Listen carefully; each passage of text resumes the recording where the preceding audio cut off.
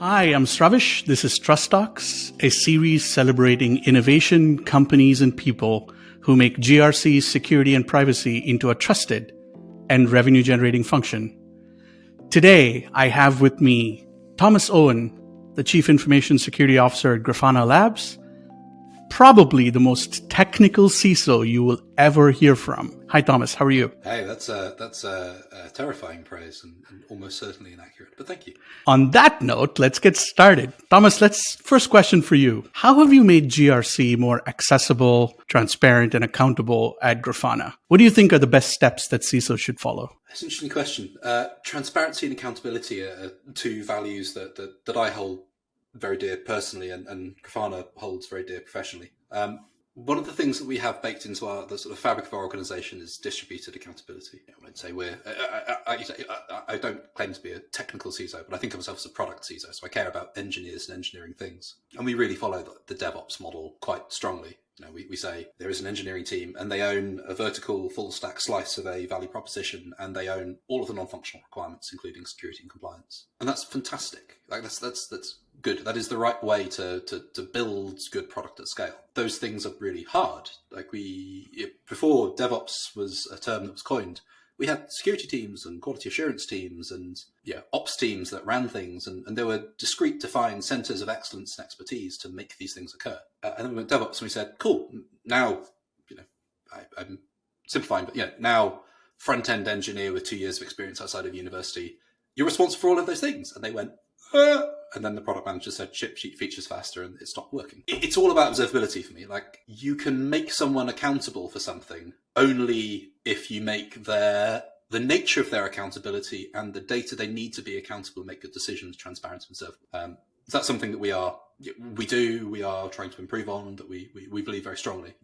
You can't make someone accountable if they don't have an ability to execute on that accountability. But you can, but you're setting yourself up for failure. Yeah, and things that we really care about are positive outcomes. I love that idea. How do you translate security and privacy and compliance requirements into product requirements? Because I imagine to enable the strategy you just implemented or you talked about, you'd have to be that translation engine to let the product team know what they need to do from a requirement standpoint. How do you do that at Grafana? I operate in my brain basically operates in trite little marketing sound bites. One of the ones I care a lot about is security, then compliance.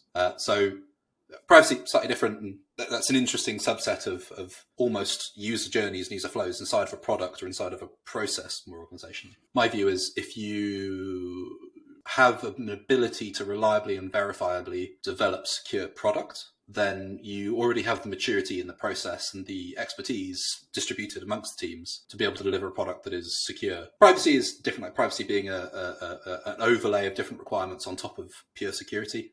You just add some more features into the mix. Actually, we should care about not just that we use data safely, but also the human factors of how we use data. It's just another layer on top of that. But security, then compliance. Compliance is a product of good security process, not an end to itself.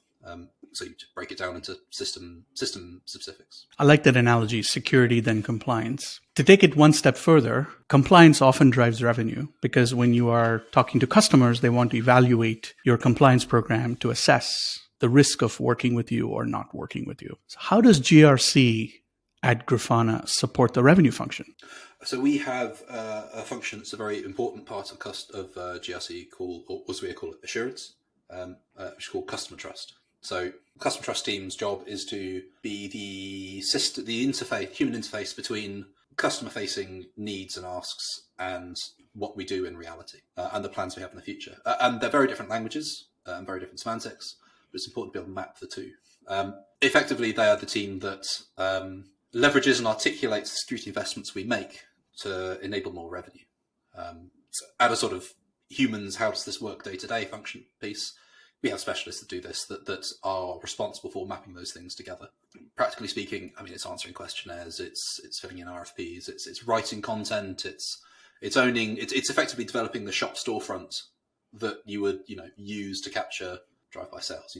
The shop storefront is very attractive and very well laid out. Therefore, I want to go in and buy stuff. In this case, the shop storefront is very trustworthy. So, hey, let's go further. I think it gets a bit more interesting when you get down to specific contractual clauses or improvement programs particularly. So from a technology perspective and from a product feature perspective, it's effectively a product. Product managers already do this. Like, we require feature X in the product, and it's linked to these customer needs, and therefore has this revenue contribution. Cool. Why is security any different? I'm frustrated continually by the industry in general that when you have a security team, they don't have product managers, because that's an entire skill set and human engine in the loop that's required in order to articulate that. I think it gets a little bit more easy when you are looking at vertical or sector specific compliance accreditations. So as an example, this is not speaking for Grafana, which is a theoretical fiction organization. Wouldn't it be nice if we could capture more e-commerce business? Well, let's go and get PCI DSS version blah to this level, articulate it pretty nicely, and that gives us access to total addressable market. I think there's you then have the sales organization do some clever maths that says we expect to capitalize on X percentage of that. Therefore, this accreditation is worth that over this time frame. And again, you don't always see that. I mean, it's really only applicable to product organizations. If I were, a water utility company, I'd probably have a very different calculus. But then that calculus would also be measured slightly in human lives, and that's probably quite compelling too.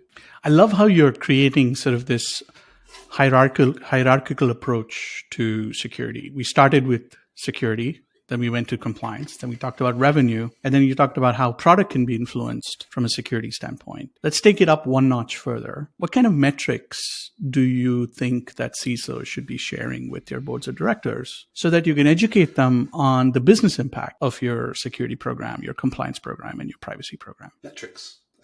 Not a dirty word, but a terrifying one. I'm always slightly suspicious of metrics and the way that they can generate perverse incentives. We're quite careful on what metrics we provide to the board. We have Grafana's leadership is still the original technical co-founders. I can go to our CEO and talk about a cross-site scripting vulnerability, and basically understands what I'm talking about. It's I'm unusually fortunate in my role here. And ditto the CFO. I can talk to the CFO about technology things, and the CFO understands. So I'm missing a whole layer of translation that I don't have to worry about, which I think is probably spoiling me and will massively de-skill me for future roles, which is unfortunate. But I'm really careful about metrics. As far as I'm concerned, if an effort or a focus or a project or initiative is well formed, you should be able to boil it down to a very small number of metrics. In the same way that if you're an experienced entrepreneur, the best products you can describe in 20 words or less. If you can boil it down to something really simple and really compelling, then it's obviously got something special about it. So, for instance, we run our own bug bounty, and relatively unusual at our scale. We have no partner or platform do it. We don't work with HackerOne or BugCrowd. We own the entire thing because we care very much about the relationship with an experience of the researcher. Because we're an open source company, the researcher community and the open source community overlap a lot. We value that voice and that brand very tightly. So let's maintain control. But it means that we only have two metrics, two KPIs for our bug bounty, and one is time to first response, and one is researcher satisfaction. As far as we're concerned, if you can respond to submissions rapidly and the researcher has a good experience, they're going to come back and do good work for you again. And again, it's a perverse incentive to say, hey, we should have more or less reports. You have the amounts of reports that your code base and the nature of your program allows. We should have declining number of findings over time, or decline severity. That's incorrect. We should spend more or less on our bug bounty. Again, the pay schedule you have for your bounty is dependent on many factors and not a legitimate representation. One of the KPIs we do report is number of person hours spent on customer trust, on actively supporting revenue generating things versus the amount of revenue we generate, and then segment it by verticals. And that's in the same way that bug bounties are one of those, because again, it's financially driven. You can say, we have found X number of problems for Y cost. It's really easy to articulate that, and you can very easily evidence the ROI on it. Again, there can be a 20 or 30 person engineering team on the background making all of these controls work, but ultimately then you then go, and through this work, we enabled 70% of last year's revenue. The board go, cool, we want to keep you around. That's great. I love the tie to revenue from a board standpoint. And you also use the word assurance. Will we ever live in a world, Thomas, where the CISO also talks about assurance to the board and talks about how the security and privacy program maps to the contractual commitments and how we're enabling contractual assurance through the activities that we're doing? Yeah, I think if they're not already doing it, they're missing a trick. Both in terms, I feel as though I'm both required to and empowered to be quite opinionated about our default contractual language, both customer facing and supply chain facing. And especially when major customers then ask for deltas on our contractual language or bring their own paper. The customers or the senior leadership and security, myself down through the assurance team, we're very tightly involved in being very opinionated and ultimately a blocking stakeholder on some of these things. We get to say yes or no to some things, which is relatively unusual in a place like Grafana, where it's all about fuzzy consensus and sort of debate and dialogue. Tracking those deltas and the impact and the revenue implications and investment implications of those deltas is hard. It is an unsolved problem. Switching gears, have you worked with any vendors in the security space or the privacy space that you admire for pushing the envelope on how you could be more transparent and how you could be more trusted and accountable and improve your organization's commitment to trust? Yeah, I mean, I have internally I have my CISO screed of woes, my CISO diatribe, where I talk about the fact that I really dislike being a CISO because I have to buy security products and universally oversold, overpriced, and under-delivering. But occasionally one comes along and genuinely solves a problem. I like things that solve a problem, not necessarily give you another step to eventually solving a problem. Like outcomes are outcomes. Are we safer today than we were yesterday? Are we pretty confident we'll be safer tomorrow than today? Kolide, I think you and I have discussed it in the past. Kolide is a really astonishing platform that actually solves a problem. I'm sure they would criticize me and say they're much more than that, but as far as I'm concerned, they are OS query with a really sexy user-centric user interface on top of it. So it gives a central IT or security team posture validation and visibility of what your endpoints are doing, certainly how that's what they're doing, more how they're configured. Are they difficult to compromise from my perspective? What they really do is that Kolide's primary role and functionality is to empower the individual who has that machine to manage it themselves according to a centralized policy, understand what their exposures are, improve them themselves. We've been working with Kolide actually to even extend that further to say, here are the privacy impacts of Kolide and the things that we're centrally running on your machine. Like, here's what central admin's been doing on your machine. Here's what they've looked at. Here's what they've seen. Here's the things that you can control for them. Blah, blah, blah, blah. It's all about giving agency through transparency to the end user, fundamentally for a corporate machine, which is pretty high-end kind of stuff. And it solves it. Like it actually solves a problem, which, again, is pretty unheard of. I'm fairly jaded these days. Those products where you never have to leave the product, you enter the product, and for any given user journey, you remain it to the point that you go, and this is done, and I need to go do something else now. They're rare, but incredibly valuable. I agree with you. I think Kolide is one of the few security companies that I've seen that meets the end user where they are versus forcing the end user to come into the product. That's part one of their differentiation. I think the other thing the other thing that Kolide does brilliantly is they help the end user understand the impact of negligence and almost makes you feel guilty and anxious, but not to the point where you get frustrated, but to the point where you actually have to act. And the anxiousness and the guilt gets people to do the right thing. Yeah, I mean, far be it for me to use fear and certainty in doubt to sell a thing, but it works sometimes, doesn't it? If you keep that powder dry and use it very occasionally, it's very effective. I actually think the opposite. I think in terms of it, it's the mechanism by which it works. Certainly that's the outcome. Like users go and do stuff on the back of Kolide alerts and they do stuff and the machine is safer and more compliant to policy. I really like the way that it again meets the user where they live. Like most of our end users, I would go at them and say probably all of our users don't log into Kolide. They just interact with it via Slack. Yeah. And it just fits into their native workflows and their daily life, which is, again, wonderful. I think the other thing that Kolide inspires me personally is that they take away the big brother aspect of security and creates a culture of security in the organization where you're telling your employees, I trust you, I expect you to do the right thing, and I'm giving you the capability to do it easily and quickly so that it's not a burden on your day-to-day activities. But it, again, translates this idea that we're building an empowered organization where we're all involved in security. Absolutely, yeah. That's a great point. The end user is fundamentally and intrinsically in the loop for the ultimate impacts, the decisions they make. And we still have the centralized visibility, we have the ability to backstop them, so they're not accountable for it. And they're not even necessarily entirely responsible, but they are involved. And that's quite a big deal. I think an engineer, a software developer that's worth their stripes, understands that from the perspective of the systems that they build and operate. Yeah, that's sort of ideally something that's baked into their personality. Yep. But that's not necessarily reliable. They wouldn't necessarily think about that from the point of their endpoint security. And then you look at someone in, let's say, a sales team, and they have no idea. And Kolide is something that allows them to interface that problem in a way that they can grok really easily. Yeah. Well, the next time I have to get you to come to Boston, Jason, the CEO of Kolide, is a good friend.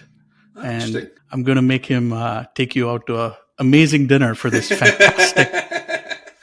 fantastic testimonial. Kolide solves the endpoint security problem from a configuration management perspective. I've never seen anything like it. It is astonishing. Switching gears, Thomas, who are some security leaders or privacy leaders or CISOs who have inspired you? Who do you look up to? Who do you learn from? I'm a bit old-fashioned, really. I still enjoy reading things from the people that were doing this when I was first getting started.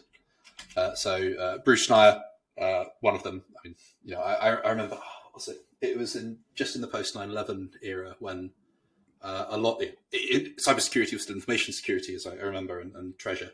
He wrote a book. I forgot the name of it. He wrote a book effectively about security theatre, and that was really formative for me. Again, security then compliance. If you extrapolate that out a bit, the concept of a paper control or security theatre is anathema.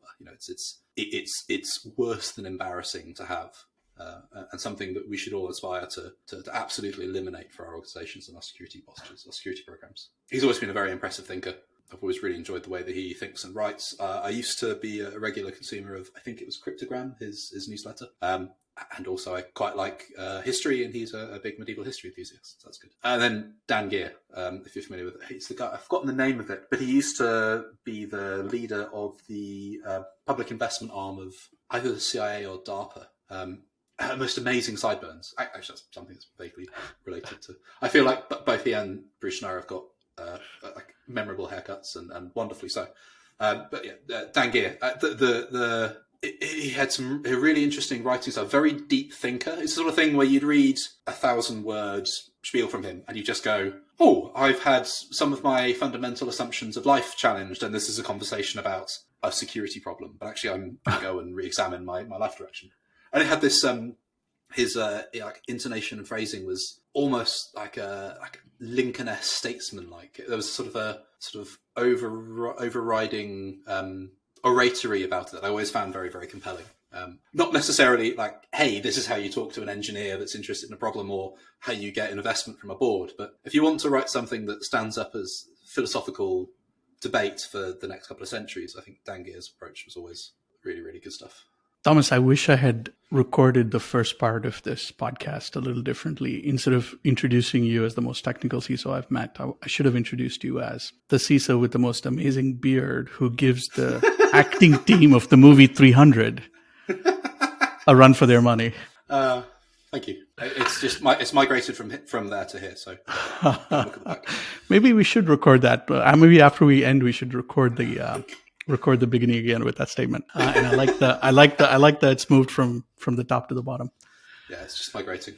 Speaking of people that inspire you, in addition to mentors and people you look up to, we're also inspired by colleagues we work with. Who do you see as folks who are custodians of trust in your organization? Who are trust champions that have been your colleagues or have been on your team that has done inspiring work? Oh, that's complicated. I mean, I've had the fortune of building almost my entire team from the ground up at Grafana, and something about, I know it is. Grafana's an astonishing organization, and I'm very fortunate in that I have the ability to hire incredibly interesting, talented, right-thinking people because Grafana and the mission and open source and all of these good things. I would struggle to call out specific people from my team. I work with a chap called Jeremy Matos, who I think is the archetype. I'm going to be remiss of me to not mention. I think he's the archetype of a principal security engineer. I think anyone that ever works with Jeremy should basically just go, what can I do to copy him?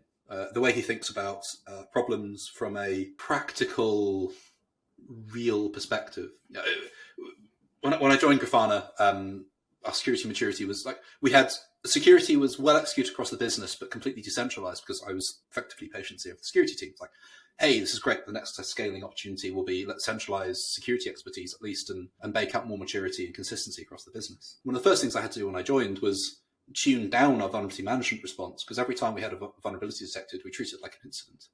And Jeremy really is the custodian of that concept. Like, here is a security problem. Great. Let's position it inside a real systems context. Let's figure out what its real impact is, and then let's talk practically and materially about what the problem really is and how and whether and when we should fix it. I know that the engineers across the organization really enjoy talking to Jeremy, because he tends to go, this thing you brought me that really worried about, don't worry about it. That thing, however, that thing you might want to worry about. And that's always a really interesting conversation. You know, they come away within half an hour of meeting Jeremy, they come away with an action plan, unblocked, understanding where their priorities are. It's about enabling the other engineers, and that's something that. And I would say I don't work with her currently. I know you know her as well. The single best colleague I've ever had is Annie O'Rourke, who's currently at Sneak. The single best GRC leader I've ever come across. I was very fortunate to work with Annie. We basically followed each other through jobs for over a decade. Finding myself at Grafana without Annie was a bit like, oh God, I have to do GRC again. I sort of de-skilled myself by just going, there's an Annie, and it's brilliant. She's also, that undersells her. She's also an incredible business leader. There's a couple of gigs ago, she was the COO who I reported into, and she transformed the organization when she took it over as effectively the functional business leader. The MD was relatively absent. Absolutely incredible person, and you should have her as your product person. Or you should very much pay attention to her product decisions and ambitions and suggestions. Anything she tells you to do is going to be a worthwhile feature to implement. Finally, Thomas, what do you think we would be doing differently in security and compliance 3 to 5 years from now? Yes. That's an evil laugh if I've ever heard one. Well, in security, I've got a range of those. There's a menu of them you can select from. I think that the current security market is really overbaked. I think there are a lot of organizations competing to solve the same problems. And again, most are oversold, overpriced, and underdeliver. I think that trend will change. I think some clear winners will emerge. I think there will be, there's a current trend that drives, it's the standard startup path, right? You start an organization, you get good at one product proposition, one USP, one feature delivery, one set of features. And then you hit the top of your evaluation, you have to go platform in order to expand further. You have to go, well, okay, here are some tenuously related things that we can acquire or try and tack on and sort of build to because ultimately they're all empires, you grow or die. And I see there's a real, again, perverse incentive at the moment for product-led organizations that are incredibly good at one thing to become not very good at many things. I think that's weird. And I see the industry, I don't know what the industry is going to do about that, but I don't think it's going to sustain. I think that's going to be something we look back on and go, that was a weird time.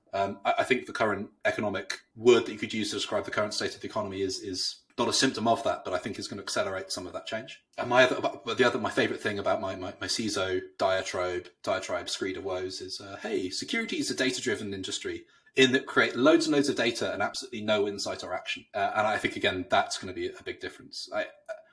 Increasingly, when I have conversations with business leaders in Grafana or elsewhere, if you come and go, if the talk track is, here are some data points and trends that I care about, they go, and if they know anything about your data sources, they also go, 90% of that data is not very good. If you come and go, here are the outcomes I care about, here are the end states that I want to achieve, and here's how we're going to do it. That's much more interesting. And again, I think we're going to see products like Kolide come out that care very much and are very opinionated about outcomes, not inputs. I think currently the security industry cares about inputs, or we incentivize and sell things based on inputs. Hey, product X creates data. I mean, that's complicated and there's a bunch of things to solve, but the data doesn't enable an outcome by itself. Thomas, I love that. Can we live in a world where we start with business outcomes and measure the effectiveness of security and privacy program against those business outcomes? That would be fantastic. I'll steal that for my next board slide. Thank you. Thomas, thank you so much for joining us today on Trust Talks. I really appreciate it. No, thank you for having me. Pleasure.